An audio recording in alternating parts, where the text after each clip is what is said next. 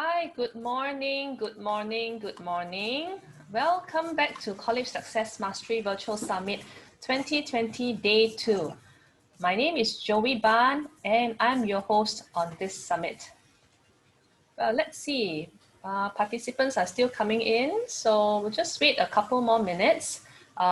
In the meantime, just some reminders before we start. If you're watching this on your phone, I'll encourage you to switch over to your PC or laptop, as many of our speakers will be sharing slides on the screen and it'll be easier for you to read the information on a bigger screen. All right, so get your favorite drink, pen and paper ready so that you can jot down important information during the session. Turn off all your distractions and focus on the speakers. Do bear with us in case we experience technical glitches. Our technical team will try and fix the issue as soon as we can. For those who are watching on Zoom, you can type your questions in the chat function. And for those watching on Facebook, you can type your questions in the comments section. We'll address all your questions at the end of the speaker's presentation. If you've not joined the CS Mastery private Facebook group, we'll encourage you to do so because summit recordings will be available in this private group for the next 6 months. All right, let's see. All right, type in the chat where you're tuning in from. So just type the country that you are listening in from.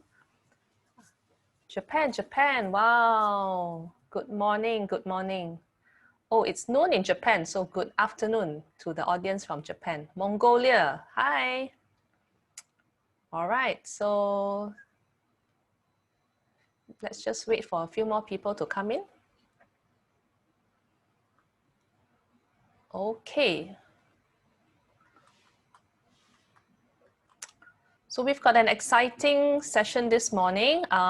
We will be talking about MIT admissions and interview. So have you ever wondered how students make it into MIT? Our speaker this morning, Paul Green, is a retired software engineer who's worked for Honeywell Information Systems and Stratus Technologies in a 44-year career. He graduated with a Bachelor of Science in Electrical Engineering from the Massachusetts Institute of Technology.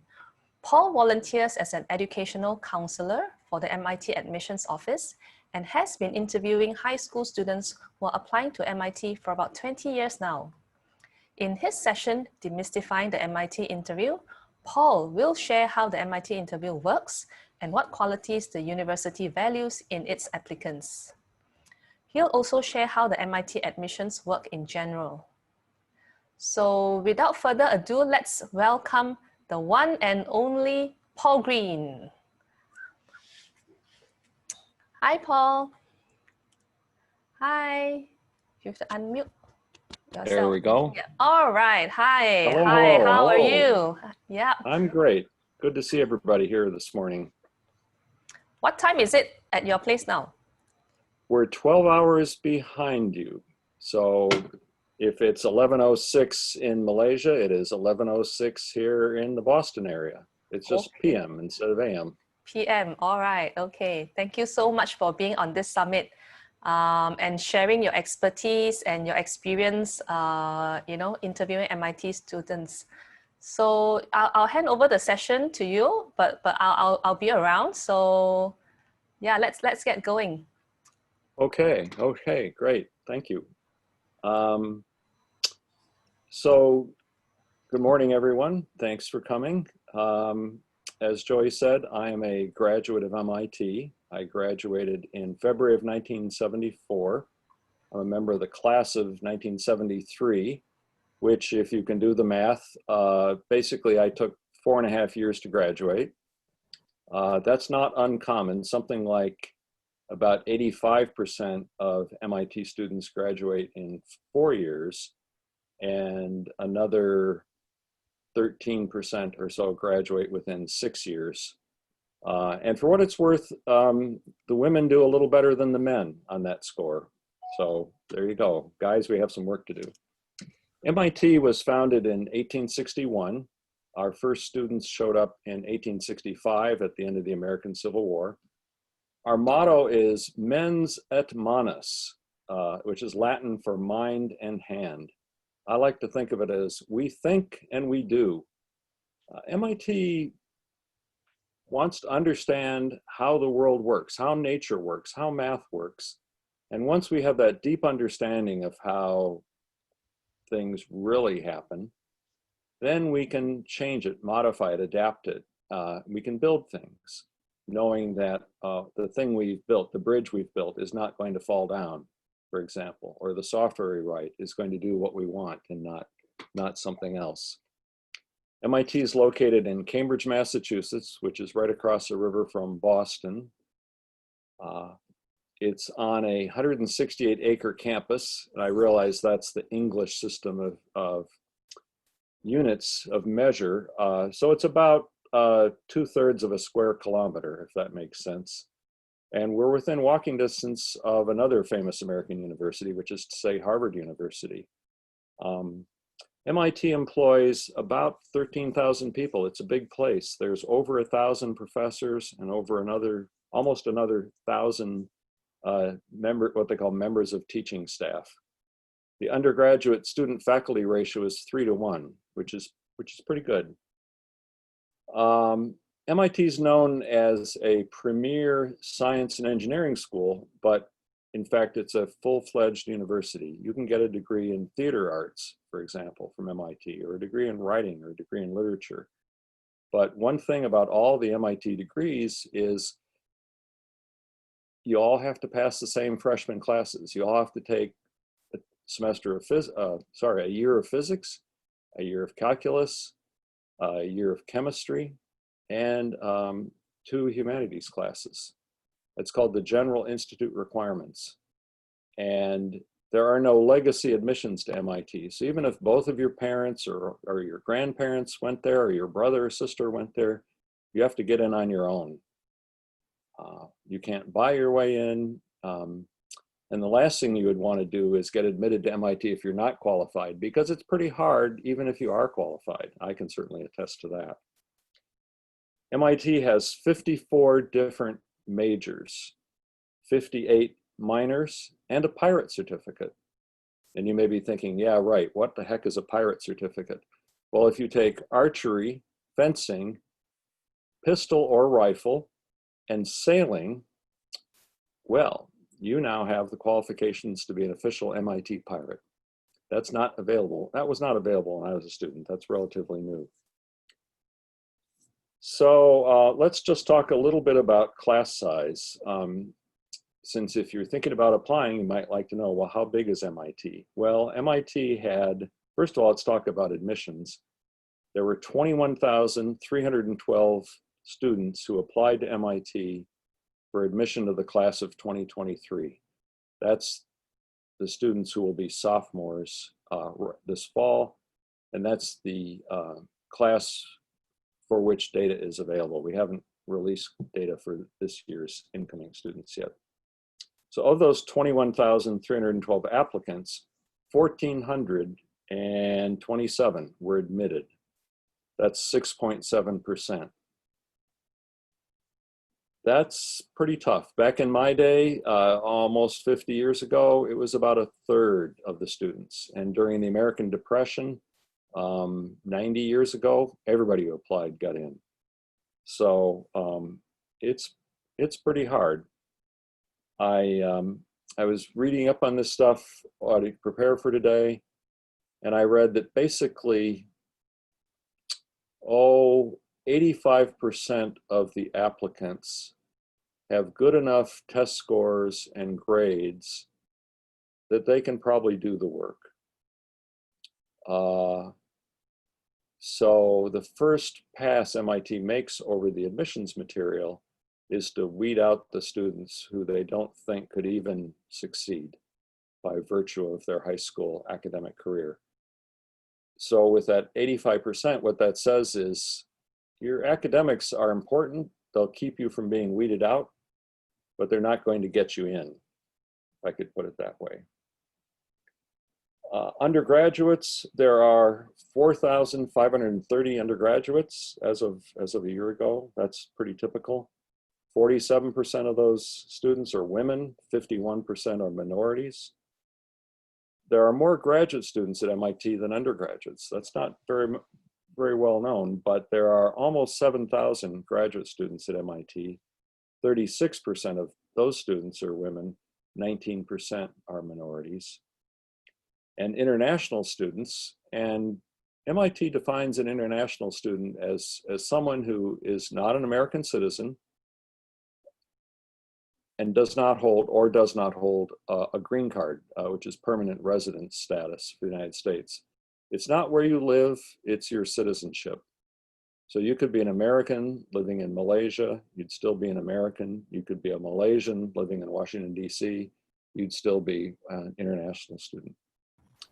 So there are 458 international students as undergraduates, 2,873 graduate students, and 644 exchange or visiting or special students.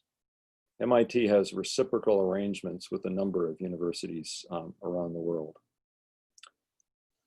The tuition and fees, it's not cheap. We'll talk about how you pay for this later on, but last year it was just shy of $54,000. Housing and meals on top of that is estimated to be just over $16,000. And the allowance for books and personal expenses is just about $3,000. So I will say, I'll cut ahead a little bit and say that should not stop you from applying. You could be what we would call dirt poor and still get an MIT education, because MIT is needs blind on admission. So we do not consider your financial circumstances when looking at whether to admit you or not. If you are admitted, MIT will guarantee to meet all your demonstrated need. We'll come back to that later, and feel free to ask questions about that. MIT has 5 schools, and a school is basically a collection of departments. So it's architecture and planning, the business school, the Sloan School of Business, engineering, School of Engineering, School of Humanities, School of Science, and we're just now standing up a 6th School of Computing. It's being started. So that's kind of MIT by the numbers a little bit. I'm going to read you the mission statement because it's important, because applicants are judged on their adherence is probably the wrong word, but on their suitability, on whether you'll further MIT's mission. The mission of MIT is to advance knowledge and educate students in science, technology, and other areas of scholarship that will best serve the nation and the world in the 21st century. The Institute is committed to generating, disseminating, and preserving knowledge, and to working with others to bring this knowledge to bear on the world's great challenges. MIT is dedicated to providing its students with an education that provides rigorous academic study and the excitement of discovery with the support and intellectual stimulation of a diverse campus community. We seek to develop in each member of the MIT community the ability and passion to work wisely, creatively, and effectively for the betterment of humankind. And that really sums it up. We try to solve the biggest problems out there. We have solved some of the biggest problems. Goodness knows there's plenty of work yet to be done, especially in the area of climate change. And MIT will be central to that in the years to come. So who applies? Who should apply? Well, first of all, we take students from all over the world.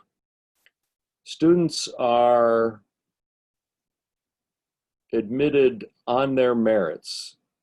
MIT doesn't look and say, oh, we have enough students from that high school already. Let's not take any more. Nope, nope, nope, that's not how it works. We don't care how many students come from a given high school. We don't care how many students come from a given country. We have students who go through public schools, through private schools. We have incoming students who are homeschooled.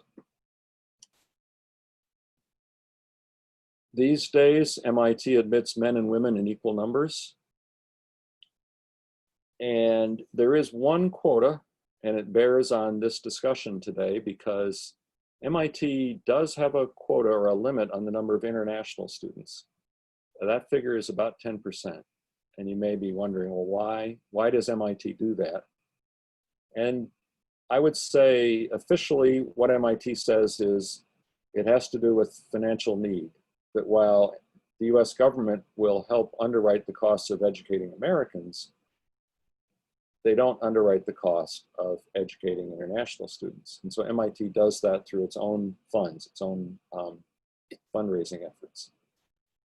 But also I think MIT is an American university. And so it's our primary mission is to educate Americans. But other than that, as Joey mentioned, I mentor midterm sophomores. I've been doing that for about 10 years. And I've, at my table of 8 or 9 students, I've had students from Japan, from Greece this last year, from Africa. I have a classmate from Kenya, for example. So the one thing you need to be able to do, though, is you need to be fluent in English, because if you aren't fluent in English the day you show up, you sure will be pretty soon, because it's all the teaching, of course, is in English. And that's another thing as you look at the application that separates the shall we say the domestic students from the international students, is you're required to take a test in proficiency of English. So let's go back and talk a little bit about financial aid briefly. There are 3 kinds of financial aid. It's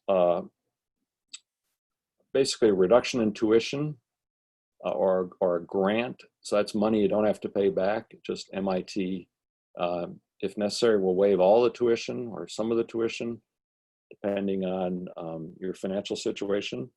They may offer you loans, which is money you would pay back at a reduced interest rate. And if necessary, or in some cases, they'll offer you a campus job. So I managed to get a job programming, which was a lot of fun, too fun maybe. But students work in the dining service, probably not this year, but normal years. And if you go to mitadmissions.org, you'll see some blogs that students have written, and they're wonderful. They're a lot of fun to read. That's actually a paid position. Those students are helping to pay for their education by writing about their education. So while I said that the American government doesn't support international students, it's not unheard of for governments to support their own students when they go overseas. And of course, there's no reason that other groups, be they religious or secular or local or family members, can't help you pay for it. That's all part of the puzzle. If you do get outside assistance, though, that might affect the amount of aid you get from MIT. As I said earlier, all MIT freshmen take the same curriculum, and you don't get admitted to MIT based on a major. You don't have to select a major until the end of your sophomore year, although most students will select a major sometime during their sophomore year. You get admitted to MIT, and once you're there, you can decide what department to be in. MIT classes are hard. They're fast-paced. There's a lot of homework. You should be resilient. When I went through high school, I don't think I ever failed at anything. I had a good memory. My classes are pretty easy. I could read the book. Frankly, I could skip some of the homework. Let's just say those study habits were not up to MIT standards. MIT, you need to go to class, you need to read the material, you need to ask questions, and you certainly need to do the homework. If for no other reason than the questions on the midterms and the finals are pretty much the same as ones that were on the homework.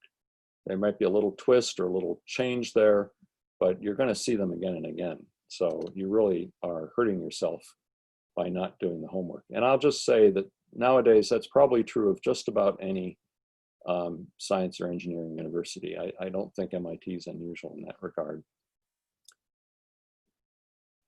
So basically, if I could put it this way, you need to be prepared to be resilient, to tolerate failure, and to look inside and say, what did I do wrong? What can I change? How can I get better? And how can I get better really quickly? If there's one thing you take away from this time with us today, it's ask questions, ask for help when you're in a university. Don't be shy about that. The professors, the teaching staff are there because they love teaching students. They love the process of teaching. They like working with young people. You should be perfectly willing. I've had students tell me they would mail a graduate student or professor at 2 a.m. and get back an immediate reply. Okay. MIT burns a lot of midnight oil. So what does it take to get admitted? Let's get down to brass tacks here. Well, first of all, you got to apply. There's no way around that. If you don't apply, you're not going to get in. The process focuses on the student, as I said earlier. It is competitive. You're competing against other students in your year's application pool. I answer questions about MIT admissions online, and people are always asking a variation of the question, what's the one thing I need to do to get in? And I'll say right now, there is no one thing.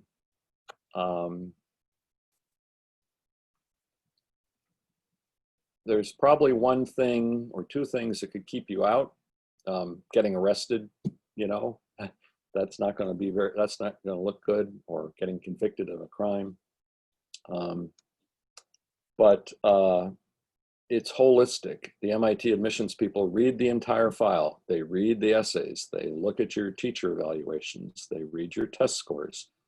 Although you got to break this year, because students applying this year don't have to take the standardized tests thanks to COVID-19. They don't have to take the SAT or the ACT.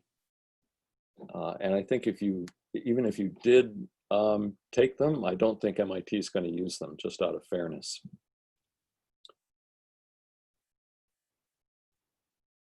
And they read the essay that people like me write based on the interview. So it's important for, the interview is an important part of it. The admission rate for people who get interviewed is, as we saw earlier, it's 6.7% overall. Well, it's probably 6% for people that get interviewed, and it's, I think, around 1% for people that don't get interviewed. So don't even think about skipping the interview. It's optional, but I strongly recommend against it. I strongly recommend against skipping it.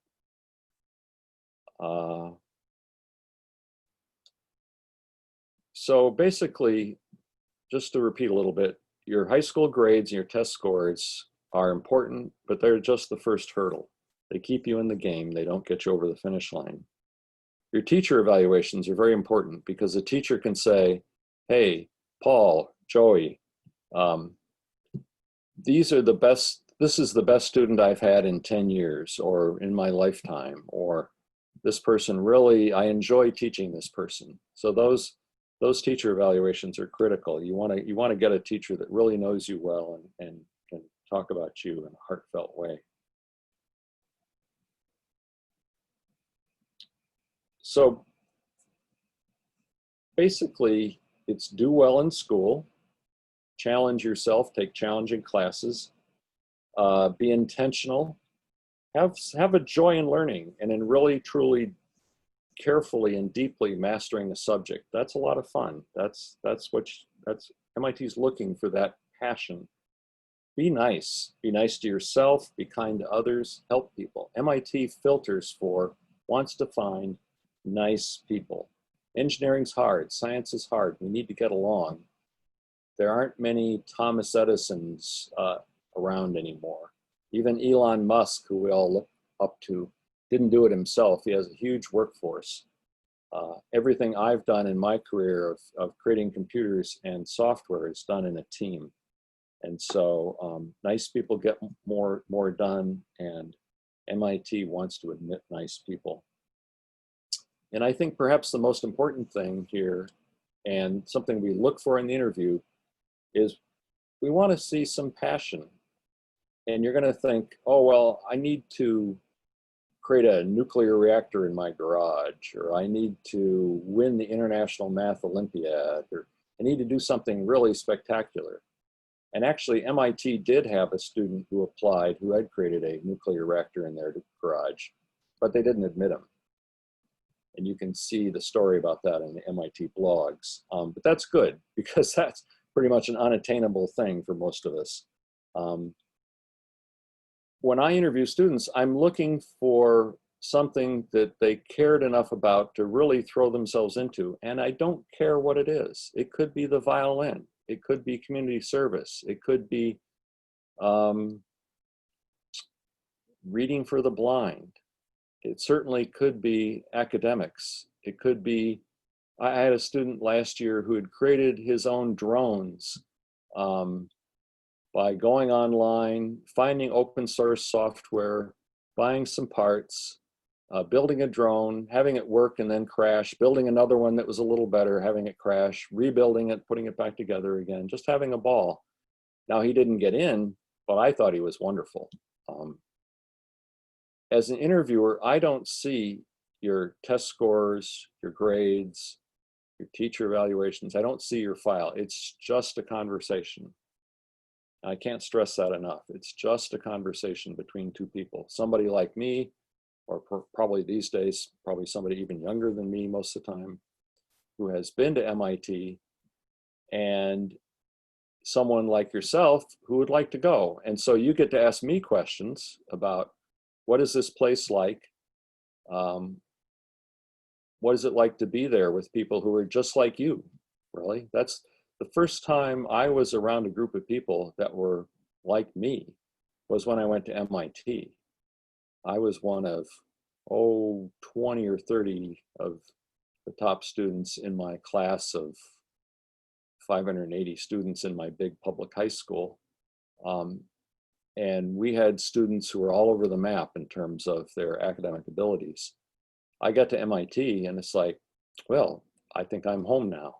I did feel at home, but I also felt like, ooh, that person's smarter than I am. That gal's smarter than I am. I better step up my game here. So it's also perhaps the first time you realize that you've got some work to do.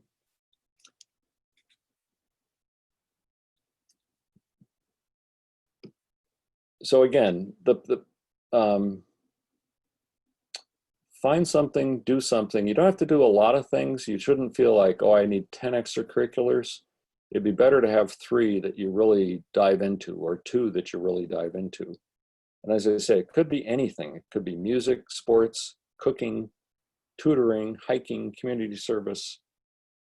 Just, go deeply into it and bring it up in the interview. The interviewer will probably latch on to it, but it's something you can talk about. So let's now focus on the interview here. The purpose of the interview is to provide the MIT admissions officers with a description of what you're like as a person, as a human being, by someone who knows what MIT and MIT people are like, and offer you the chance to ask questions of that same person. So it's not just me asking you questions. You can ask me questions and I will try to answer them. And if I can't answer them on the fly, I'll research the answer and get back to you. We're all volunteers. We're all people, men and women that went through MIT. As soon as you graduate, you can turn around and interview.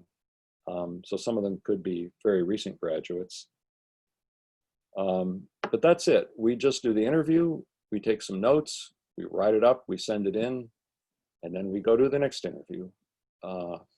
My interviews last about 90 minutes, usually.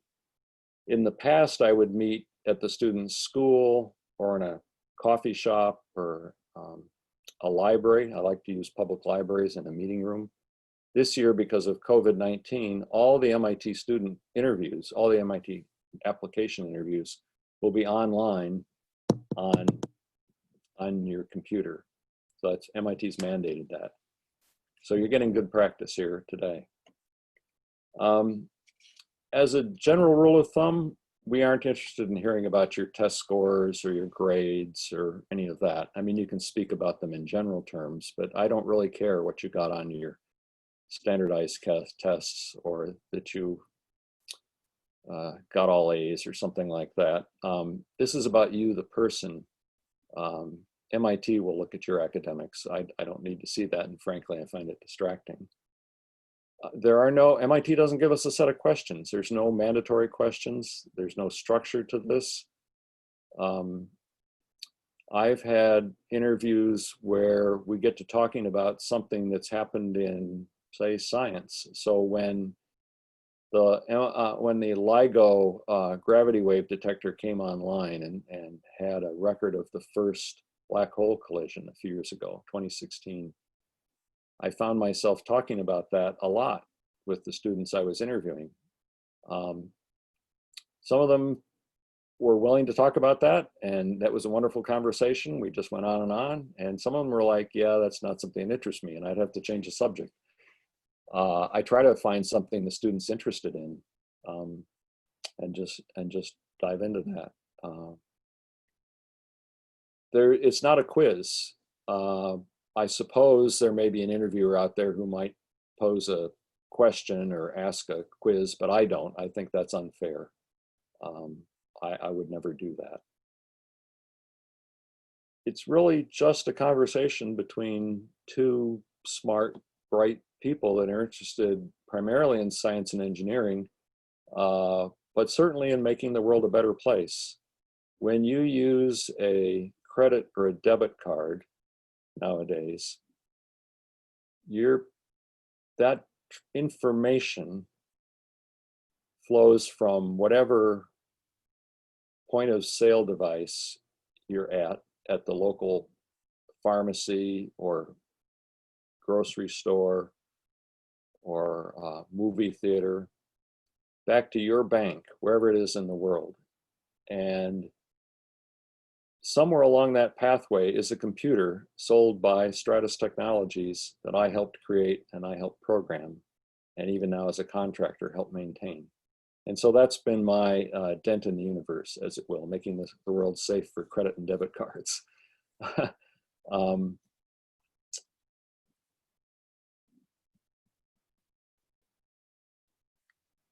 In the past, we would start doing the interviews right about now, as soon as students kind of showed an interest in MIT.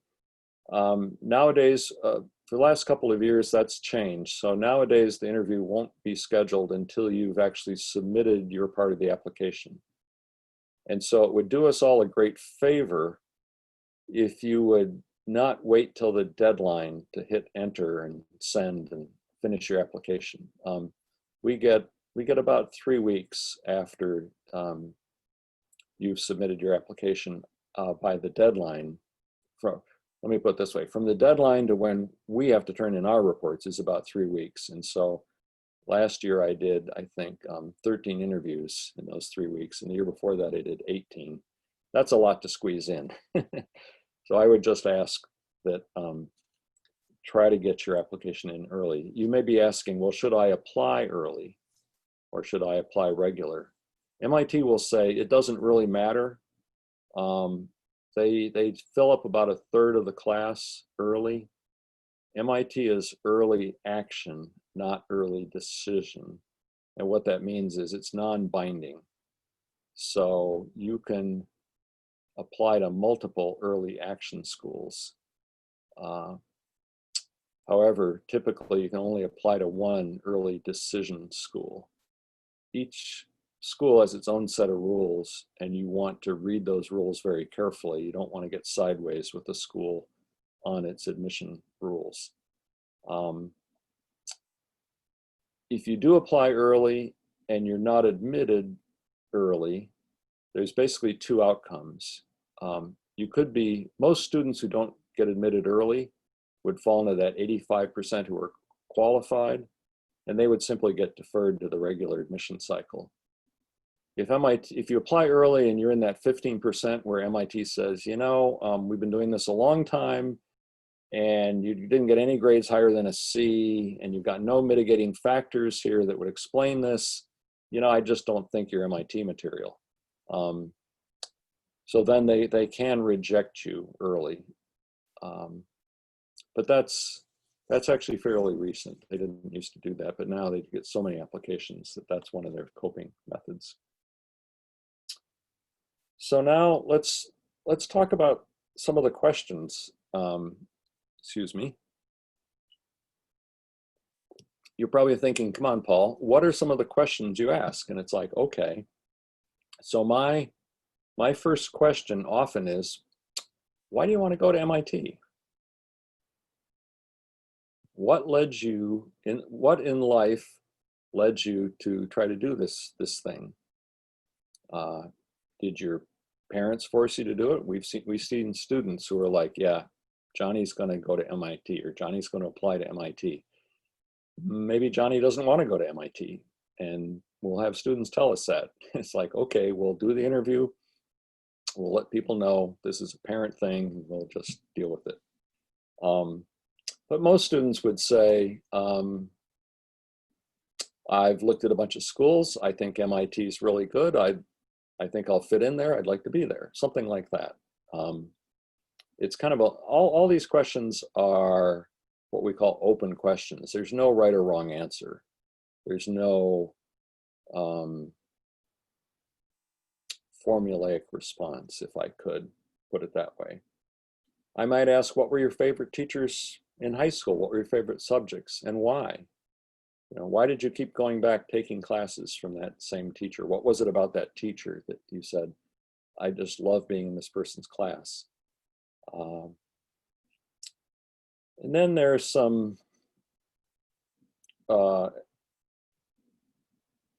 of background questions. MIT wants to know about what we call the context, which is what's going on in the student's life, so that we can kind of understand how they exist as a person.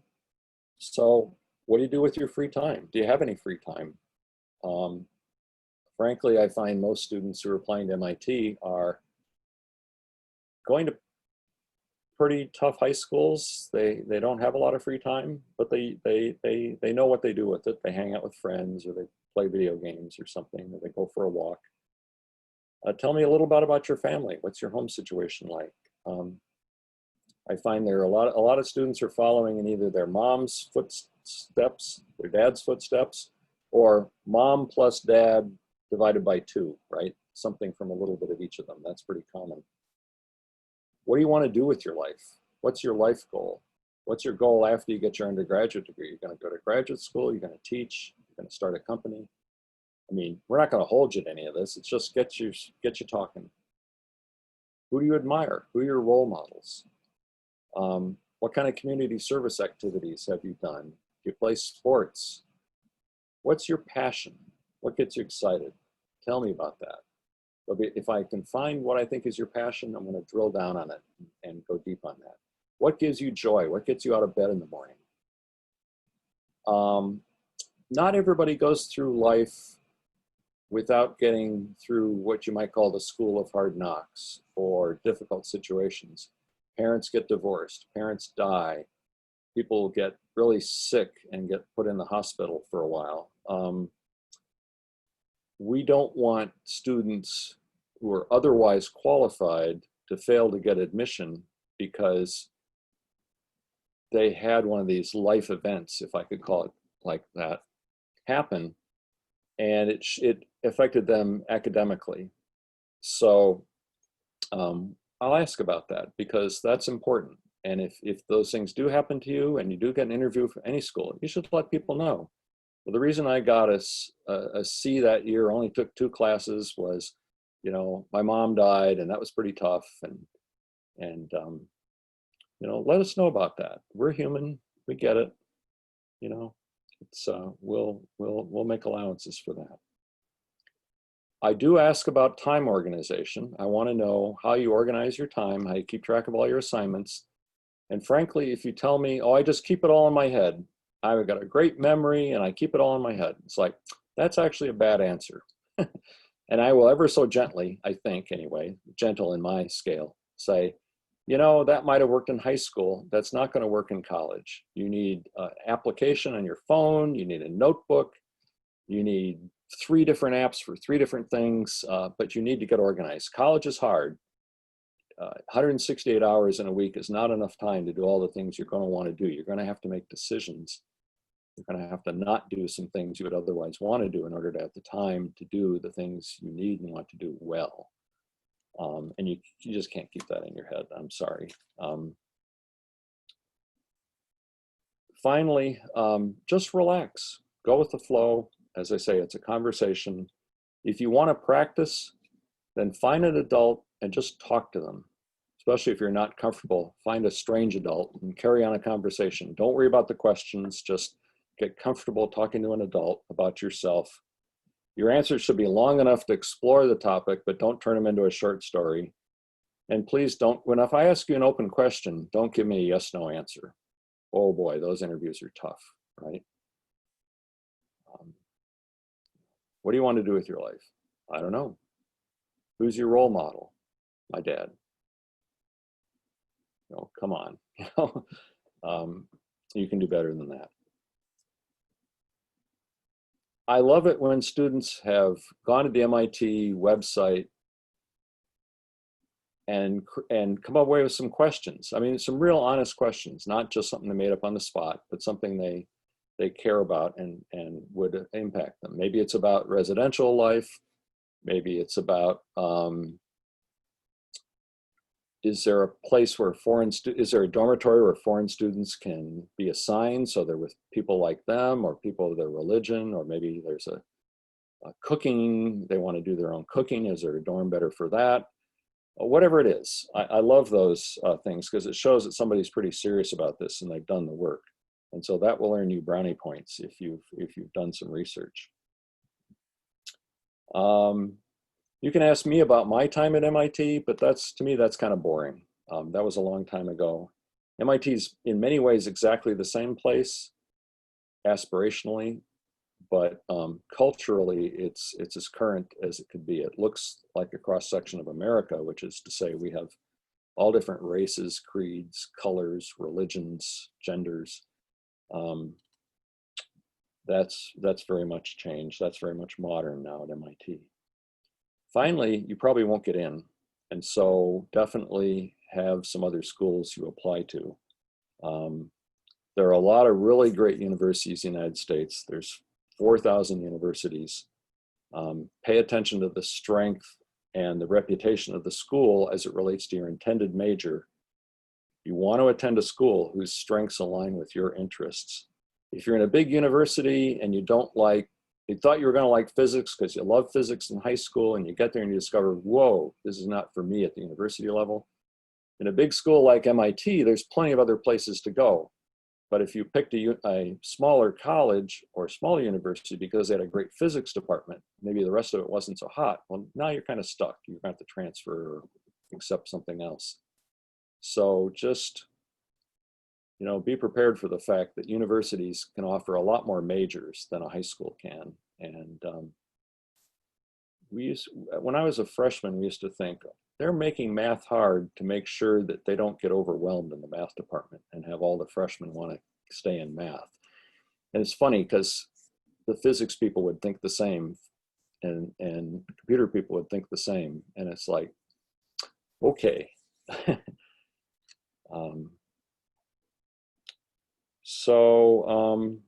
If your heart is set on an MIT education and you don't get in as an undergraduate, well, do well wherever you are and try again as a graduate student. As you mentioned earlier, MIT has a lot more graduate students than undergraduates. So finally, that's sort of it. Joey, I think I'm ready to take some questions here. I hope people found this interesting. Please ask some questions. Thank you, Paul. Thank you so much for that insight. We've got some questions in the chat. Are you able to see the chat? Yes. Right. So the So the first first question, question, oh, go ahead. yeah, the first question was, do I have to take ACT first if I'm an international student? So, My understanding is that this year, no one has to take the ACT or the SAT because of COVID-19. If you're not applying this year, you just got to stay tuned and we'll find out what next year's rules are, but not this year. yeah, the next one is about IELTS. Does MIT accept IELTS score? That's mandatory, isn't it? I'm not familiar with that acronym. Could IELTS somebody? is the equivalent of TOEFL. I think MIT asks for TOEFL. I have seen indications on the website that they will accept other tests as well. There is an email address at mitadmissions.org that they advertise where you can ask them questions. And so what I would say is, if you did well on that test, go to mitadmissions.org, find the email and ask MIT that question directly. I can't give an authoritative answer on it. Probably is what I would say, and by the way, if anything I say here conflicts with mitadmissions.org, go with the mitadmissions.org answer. All right, the next one is, what are the criteria for deciding who to interview? Everybody. We want to interview every single student who has submitted an application to MIT. We have over 2,000 people interviewing. And in the past, we would try to do them locally. So there is an MIT club of Malaysia, for example, an MIT club of Singapore, an MIT club of Japan. And in fact, if you want to know more about MIT, you might Google for those and contact the people at those clubs, because you would get to meet someone in your own country who speaks your own language, who has been to MIT, and probably might even be someone who interviews. But basically, we the interviewers get informed of students who are ready to be interviewed, and then we contact you. But we try to interview everybody.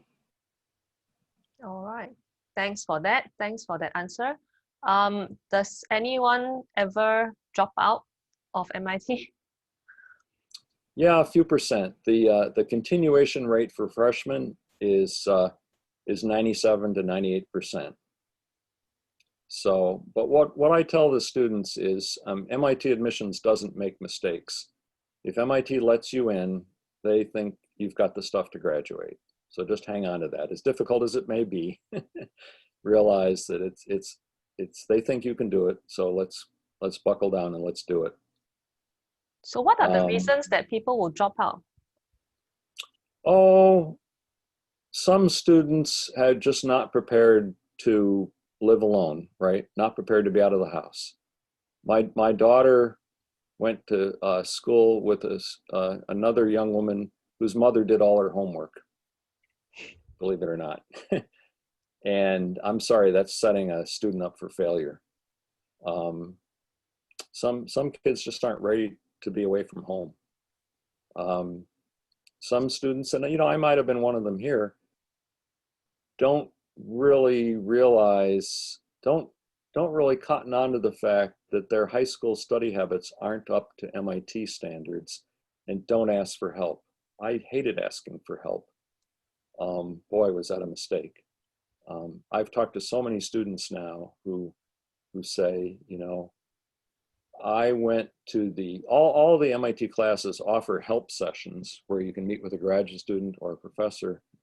And I've had students say, I was afraid to go, but I went and people were really friendly and I ended up going every week. And if I hadn't done that, I wouldn't have made it through the class. So whether you're at MIT or any other university anywhere in the world, if you need help, ask for help. And if you can help some other student, if you know a subject well enough to offer help, well, do that, because that's a way of balancing the scale, so to speak. Let me tackle this one from the person who said, I would like to ask, how much do you care about academic weaknesses? Do you measure the applicant's creativity over his or her academic standing? Well, I'll give a simple answer and a more complicated answer. The simple answer is your academic achievements in high school count for a lot, but MIT doesn't have a cutoff for grades or for test scores. They do publish the medians for the middle 50% for students they've already admitted, and it's on their website. And I'm just going to say, let's see if I can find this. I printed out a lot of this stuff because I knew this would come up. The median SAT math score is something like a 790, okay? Meaning half the students got 790 or above, and half the students were 790 or below. You only get an 800. And so that's a pretty high score. On the other hand, they've probably admitted students who got a 600, but something else in their file convinced MIT that this person was worth it and could succeed. Yeah, here we go. So the middle 50% of the scores for the ACT was from 35 to 36. For the ACT English subject test was 35 to 36. For the science test, 34 to 36. So the admit rate for students who had SAT math in the range 750 to 800 was 10%. For the students who had SAT math scores in the range 700 to 740, the admit range was 1%. And if you scored less than a 740 on SAT math, the admit rate was 0. So what can I say? Math is a big component of engineering and science. But as part of my training, I was given 3 files of 3 different students, and I was told to admit one, waitlist one, and turn down one. And it was really hard because there were 3 very different students, and they had this quality of having their information kind of all over the map in terms of personal qualities and scores. And we had teams doing this, and each team had a different ranking of the students. We couldn't agree. At the end of the session, they said, all 3 of those students are actually here, by the way. These were redacted files of real students. And we all kind of breathed a big sigh of relief. If you turn this around and look at it from MIT's point of view, am I taking too long? I'll be very brief. They're trying to build a class that's full of interesting students. They don't want them all to be the same. So academic weakness is an issue, but it's not necessarily fatal. Will regular admission hurt my chances to get in? No, not at all. I used to say, if you can apply early, apply early. That's still sort of the way I feel personally. MIT officially says it doesn't matter. The admit rate early is just fractionally better than the admit rate regular. The advantage is you get your answer sooner, right? So it might help you a little bit. It probably doesn't really affect your application all that much. But it is a way of telling MIT, you know, if you admit me, chances are I'll accept. It indicates to them you're pretty serious about MIT. Any other questions? Do I share the details of the admit grade with applicants to get a clear ID for reapplication? Well, anybody who has not attended another university or been accepted to another university can apply. So you can apply at 14 or 15 or 16 or 17. You could apply as a sophomore, a junior, a senior. You can apply over and over, but MIT does remember all of these things. And you know, one advantage of waiting a little bit is that you'll have your first semester grades in hand and more test scores. So you might actually look a little better to MIT if you wait a little bit. But they've admitted 16-year-olds but I personally recommend against that because emotionally, I'm not sure you're ready for the environment. You might be ready intellectually, but you know, there's more to university than just intellectual stuff. Essays, MIT, read the blogs, read MIT admissions. Don't be boring. MIT puts a word limit on them for a good reason. You only got 250 words. Talk about something personal. Talk about your passion. Paul, I have a question here from our Facebook audience. Is it difficult for foreign students to fit in with the local students at MIT? I'm going to say no. I'm going to say no, because there's so many of them. And even among American citizens, we have students whose primary language at home was Spanish or Vietnamese or some other, these days probably Afghani. You know, and we have dormitories where there are sections where people go to that section of that dorm because they want to speak, say, French or Spanish or German or maybe Japanese in their personal life. And so there are language focused areas. But no, I think you'd fit right in. Boston's a very cosmopolitan city. All right. I have another question here. Is the graduate school admission rate similar to undergraduate? Oh, that's a great question, and I don't know the answer to it. What are my chances as a student? Because I know there are more students in graduate school, so it's definitely a bigger population. So yeah, it's I think almost 7,000 graduate students. And one thing to know is that there are very few master's degree programs at MIT. Typically, you're admitted for a PhD. And I think in MIT's view, if you're going to get a PhD, you're there to become a researcher or a teacher, a professor. And so that should be your life goal, basically. You're not there just to get a higher, you're not getting an advanced degree to get a higher salary or something. You're there to contribute to the advance of knowledge. That's my personal belief. And funny thing is, some of the MIT graduate departments aren't too keen on admitting MIT undergraduates to the graduate school because they want their students to go out and get a bigger view of the world. So that's just kind of an MIT hidden feature.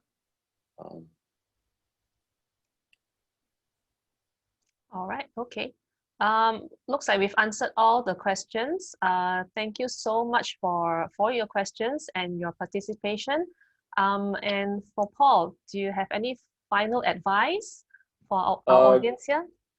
Well, go to mitadmissions.org. There's plenty of information there. And if you think MIT is for you, please apply. You know, your chances are 0 if you don't apply. They're non-zero, greater than 0 if you do apply. We'd love to have you. It's a great school.